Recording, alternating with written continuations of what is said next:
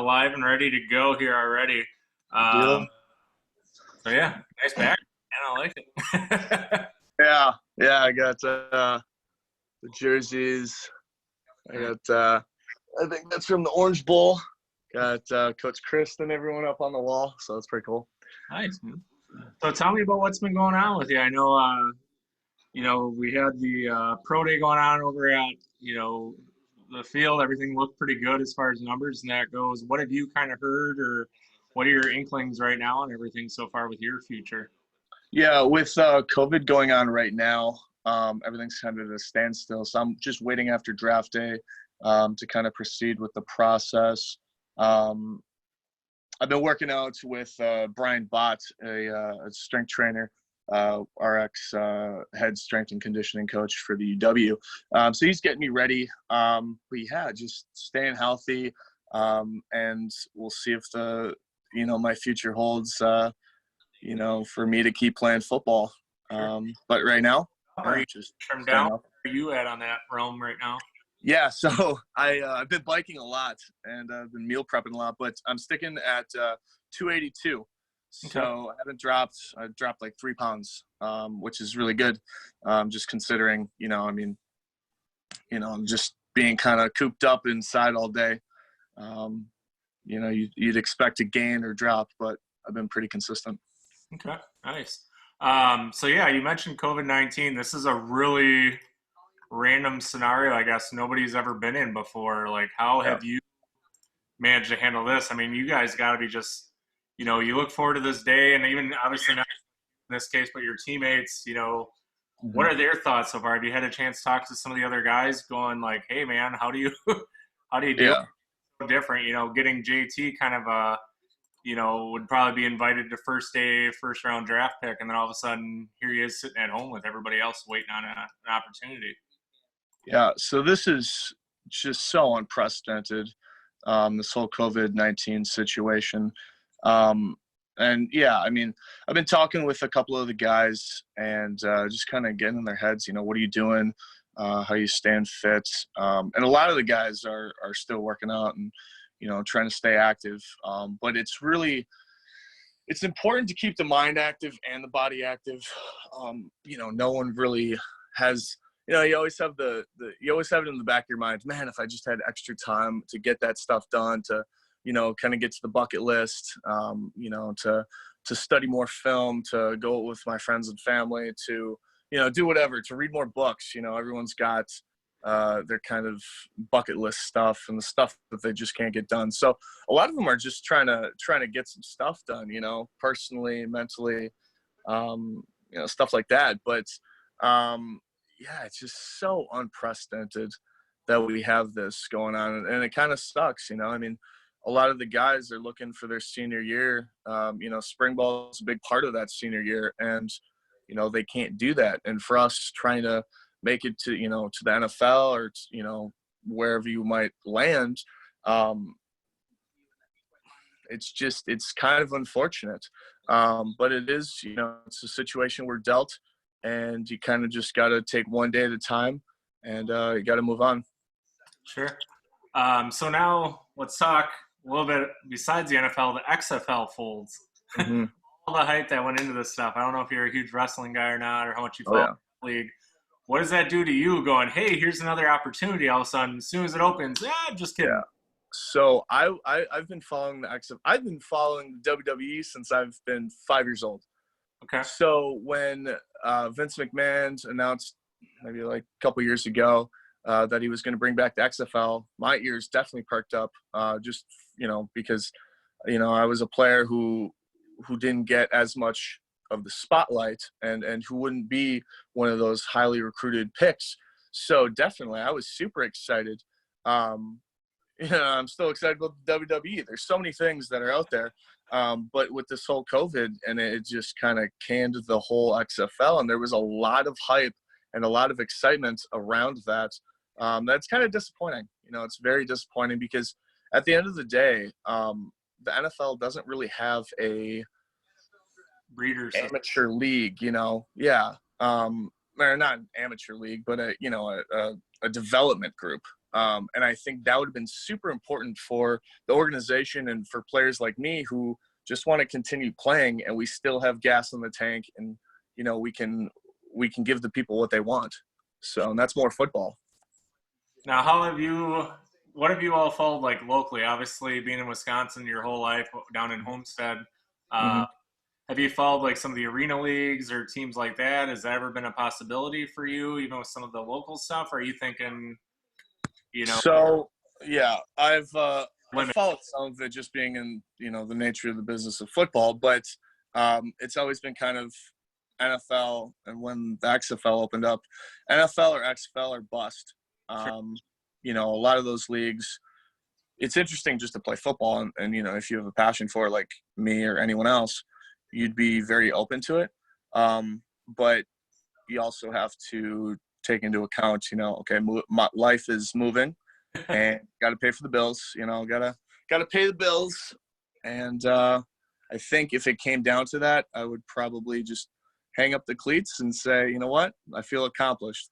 So So, what's the life plan just in case something wouldn't work out with the NFL? Where's your head at? Are you looking at CFL as a potential, or yeah, you know, uh, in there? yeah. Right now, I think I'd probably hang it up, which is fine. I finished on a good note. Super proud of what I did at Wisconsin and what we did as a collective team. But I'm actually looking at the UW Foundation if this whole football thing doesn't work out, and kind of using my degree. So Okay. that'd be pretty cool. Now, for everyone at home that doesn't know, what is your degree and background? Yeah. So I graduated Wisconsin with a community and nonprofit leadership degree. And I chose that just because I grew up in a great community. Mequon, Wisconsin, shout out, 10 minutes north of Milwaukee. And I just, I met with a academic advisor, and I wanted to get into teaching. Didn't want to get into teaching anymore. And he said, try this out. And first class I took, I was hooked. Loved my professor, and just it's kind of been the story from there on out. So pretty excited. Nice. You, my other half, have a lot in common. She works in the nonprofit sector as well, so I'll have to get you guys Dude. on that. In terms of Packers, let's go there. You obviously know where I'm with this one. Yeah. What are they thinking? I mean, are you on board with it as a fan? Is Green Bay even your team? You could be a closet Cowboy fan and nobody even knows. So, I mean, who's your go-to Sunday team right now? Well, oh yeah. I mean, Packers are bust. But yeah, no. I mean, it makes sense to think long term sometimes. But when we're so close to that NFC Championship, when you're so close to those big games, you gotta kind of win the next year. And I think they have a great team. And I really, I'm not the one to make those calls. But you know, I think that they know something that we might not. Because it's always everyone has a voice and an opinion. But I think at the end of the day, they put a lot of research into their picks, and I think we're going to see what Mr. Love does next year. So, In terms of if the Packers don't pick up a quarterback this year, is there anybody that stands out to you with your knowledge in next year's NFL draft class? Is that potentially why the Packers pulled the trigger now instead of next year? Because if you look forward to next season, I haven't heard a lot of hype about the quarterback situation. It's been a lot of running backs, a lot of defensive side of the ball. You haven't really heard much of a quarterback that stands out next year's draft class. Where again, the Packers picking at the end of round one, what's really there? yeah, I mean, I think you just got, the whole talk this year is now, Brady's moving to the Bucks. Rodgers' time is limited.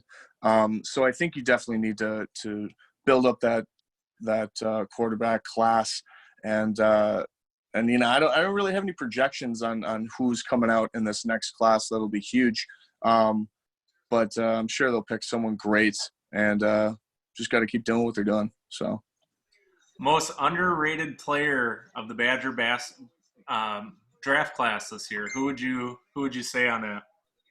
Are you sticking defensive side with Orr? I mean, I'm kind of JT hasn't been picked yet. I was surprised on JT not going first round, just because I love that guy. He's awesome. He's a great teammate and a great player. But you know the needs of the NFL come first, obviously. Yeah, I got to go with Chris Orr. I mean, that guy, he leads the team so much. And I want to bring it back to last year's Big Ten championship. The guy comes out with a concussion, and he's in the locker room, and he's just getting us ready to kick some ass. So I've never seen anyone with more passion besides myself than that guy. He really knows what to do. So where's he kind of hoping he gets to? Do you have any insider information on where he's kind of hoping he goes? Does he want to stay local? Obviously, a lot of the guys want to go warm. Yeah, well, I mean, I'm sure he'd love sticking in Texas or maybe Wisconsin. I don't have any info on that. But when you get to this point, I mean, just happy to get yeah, you get so excited. Whoever calls your number, you're ready to go. Or, you know, maybe the Ravens and kind of follow his brothers. That would be pretty cool. So, yeah. Okay.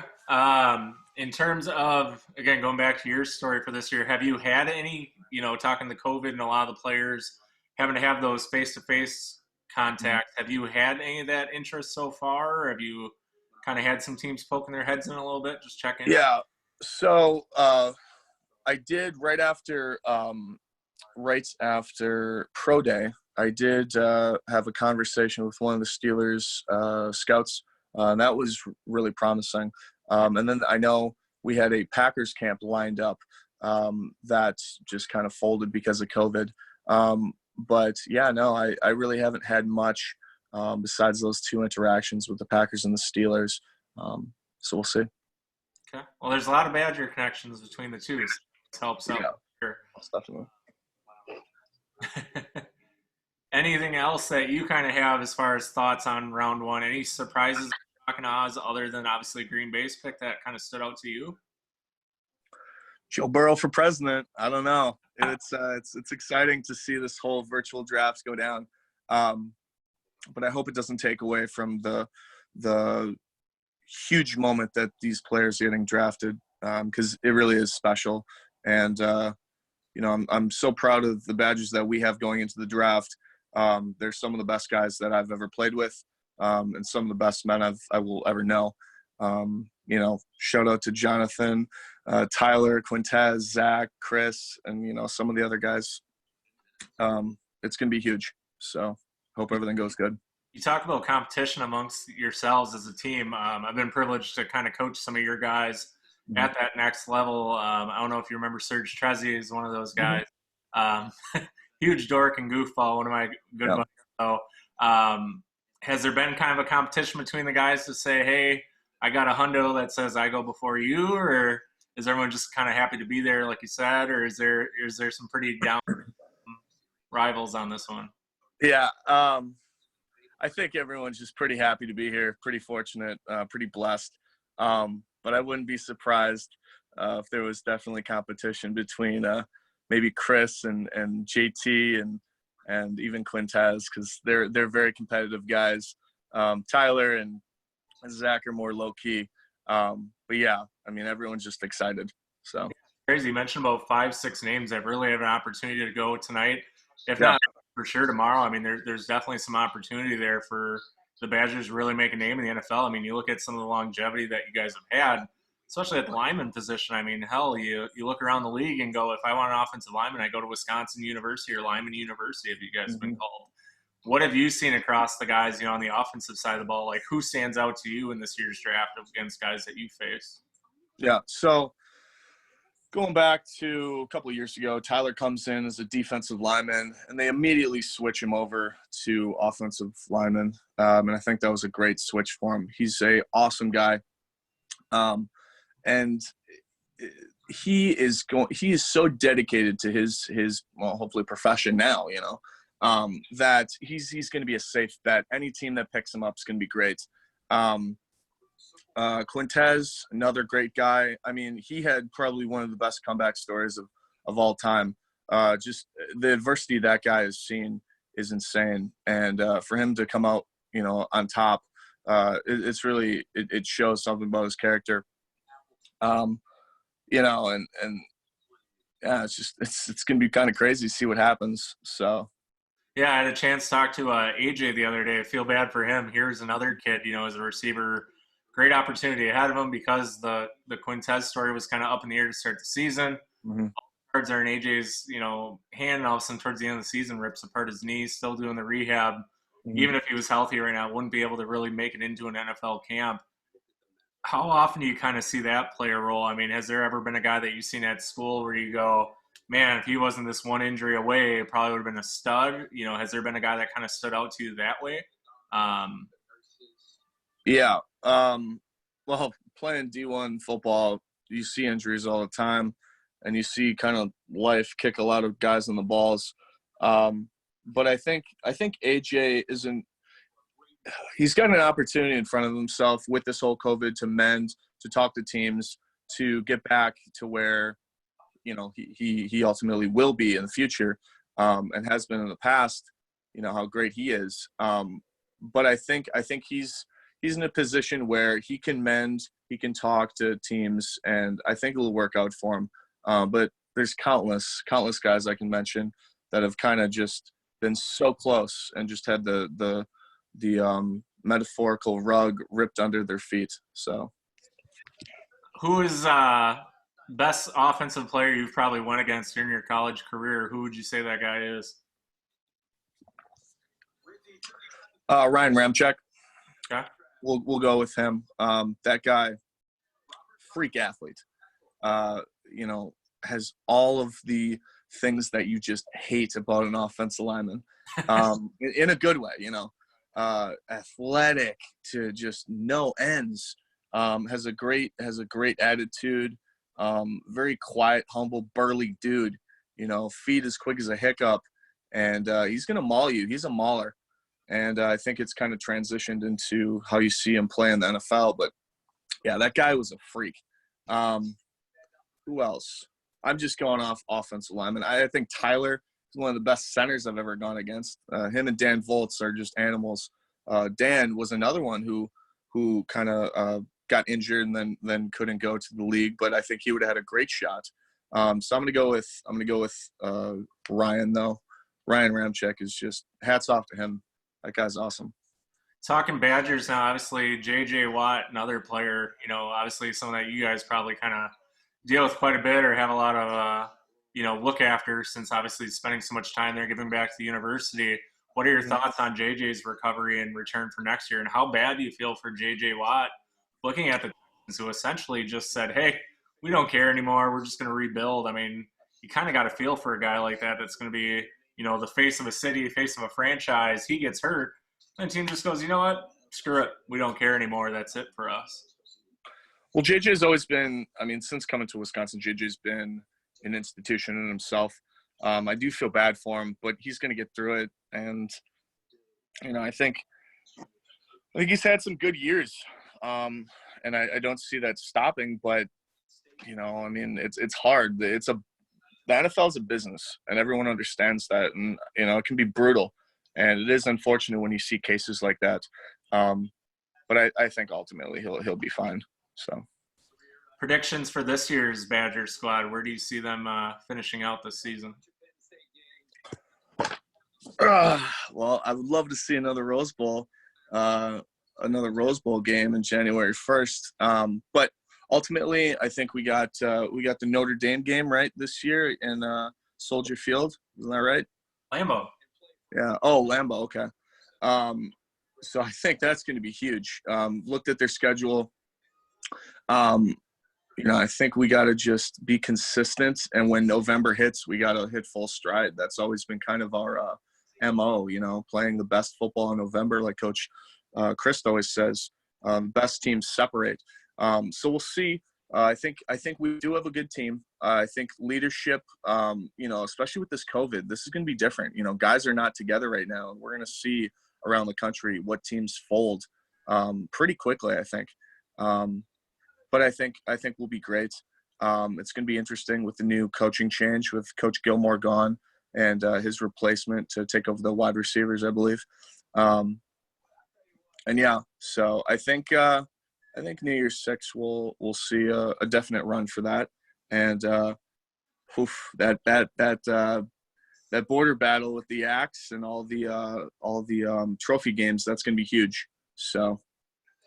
Most memorable moment at the Badgers, both for a positive memory and also one for like a what the hell kind of moment, or something that maybe we've never heard about in the general public that you just look back and go, holy crap, did that really just happen? Like goofball moment, most embarrassing moment, something like that for everybody, just kind of liven it up here at the end. Yeah.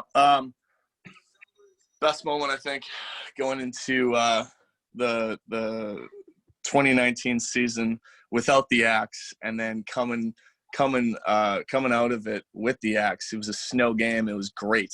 I got one of the coolest pictures holding the Axe above my head. Obviously, everyone knows how much that game meant to all of us. After the 15-year streak, losing that was huge. Great for morale, great for the state. And kind of a screw up moment or a letdown, I don't know. Like that, just kind of give us something cool that's kind of behind the scenes or whatever that stands out. I don't know. Probably. I don't want to expose them, so I don't want to expose any of my teammates. But just seeing some guys screw up in games, it's always a letdown. Because you try your best, and especially on special teams, you get one opportunity to make a play, and it brings everyone's head down when you can't. But I don't even want to go with a downer. Let's stay on the positives. What your biggest prankster on the team last season, or while you were prankster? Shoot, maybe Chris. He's a big talker though. I don't know. I was a pretty big prankster. I'd always mess with guys in the locker room. It was funny. What was your best one? Maybe it was Caden. Caden's been known to throw people in the ice tubs. That was pretty funny. Got into a scuffle after, but not with me. But that was probably the most shocking prank, tossing someone in the ice tub. Yeah. That locker room has definitely changed. I had a chance to see it the before and after at the renovation, man. Those new sleep pods are amazing. Yeah. No, they are. They're great. Our whole nutrition center, just kind of the whole feel of the locker room has completely changed through my years there, and especially the last 2 years. But there are, talking about pranks. So we have a barbershop in the locker room, and man, when fall camp comes around and guys start staying in the sun too long, we get a couple amateur barbers in there, and we do a little tradition. Everyone gets a couple people, select few, get their haircut, and that's always funny to see. And everyone's a good sport about it.